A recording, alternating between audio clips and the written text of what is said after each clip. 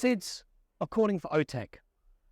We've just heard the Honourable Minister from Dominica, Dr. Vince Henderson, on stage, calling for WAVE and OTEC as SIDS appropriate technologies to help solve the challenges that everyone is talking about here for a just transition for small island developing states. And I'm hoping that as we talk about that transition, we can also talk about SIDS appropriate technology. And I'm happy I heard it from Barbados earlier, and we need to focus more about SIDS appropriate technology. Wind and solar are excellent, and they have their place and they have their purpose. But we are large ocean states, and it would be, in my mind, an injustice to our people if we refuse to continue to make the case for ocean technology. Whether it's in the form of WAVE or OTEC, we need to make that argument. Being able to back the efforts of global OTEC in developing ocean technology as forms of renewable power. I'd just like to ask our partner Al a few questions. So can I start by asking, what's the importance of OTEC for SIDS? And how is this technology something that can change the energy scenario among those countries? Well, let me say, good to see you, Dan. It's been a couple of years of hard work to get us here. But SIDS, as I know, are considered some of the most economically vulnerable countries. And that vulnerability is linked to their dependence on very costly imported energy. And over the years, the terms of trade have changed totally against SIDS. I'll give you an example. Over the last 3 decades, we've gone from a situation where we could export a ton of sugar and buy 100 barrels of oil. Today, we export a ton of sugar, we can buy 3 or 4 barrels of oil. So the products that we use to export, to earn the foreign exchange, to import the energy, have declined in value while the resource has increased in cost. This has led to massive trade imbalances and growing debt. Accumulatively, SIDS are the most indebted group of countries per capita of any set of countries. And a lot of that is related to the costs of imported energy. It impacts our ability to compete, because if your energy price is high and everybody else is lower, you're at a disadvantage. And the only way you can make up for it is if you pay your labor very low. And if you pay your labor very low, then you don't have disposable income.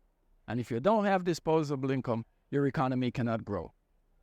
So it's been a big constraint on economic development in our countries. OTEC is our energy. It's the people's energy. It's the thermal energy that the sun leaves us every day with. If we can transform that energy into electricity at stable prices, we don't have to worry what happens in the global energy market. We don't have to wonder which enemies are going to be fighting, because every time they do, the price of energy goes up, and we suffer despite the fact that we are far away from the battlefield. I am now worried about what's going to happen with all this stuff in the Mideast. Are we going to see another oil embargo? What's going to happen to our economies if we have another repeat of the 1980s? We won't survive, And then we have all of these impacts from the natural disasters resulting from the use of fossil fuel that is trapping too much heat in the planet. So we want to see the reduction in greenhouse gases. We think it's essential for our future. We don't like what's happening in the oceans because of the increasing temperatures of the surface layers. It's affecting our food. It's affecting our tourism, which is our major earner. But more importantly, it's ruining livelihoods.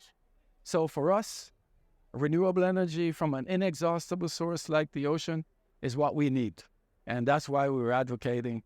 And we're getting a stronger voice as more SIDS understand that this is not just argument about a technology, it's an argument about socioeconomic development and environmental preservation. Thank you. We heard the Minister Dr. Vince Henderson referred to OTEC as a SIDS appropriate technology today. What's your view on that statement? 100% accurate. We have the resource. The technology is at a scale that suits us. It's not a big 100 megawatt nuclear plant.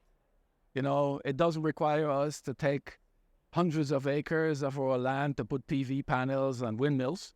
And as you know, land is a very limited commodity in the SIDS. Anytime we begin to take land out of forests and natural use, we destroy biodiversity, we destroy our water production, and all of which makes life harder for our population. So we definitely want to see more ocean energy, and we want to see less loss of land, vegetation, and biodiversity, which are crucial to our survival. And if this doesn't happen, if this transition to ocean energy or SIDS appropriate technology doesn't happen, where do you see SIDS standing 10, 20 years from now? Well, one, will be more indebted. Our youths will have a very cloudy future. We figure there'll be more social disorder from people not having means to make a living to support their families. And we'll figure there'll be a lot more, negative consequences to our island people and culture as we go forward. A good friend of mine from Ambassador Anthony Lima from Cabo Verde once said that it could be the end of history for many small island states, especially those that are low-lying, as sea level rise resulting from climate change takes many of them underwater. Can we just end on then a positive note? What do you see this situation for SIDS looking like 10, 20 years from now if we start to invest in SIDS appropriate technology from today? Well, I would say that 20, 30 years from now, if the world comes to the realization that ocean energy is the solution to climate change, then we will see SIDS as major producers of hydrogen and ammonia, green, not taking anybody's fresh water, not taking anybody's land.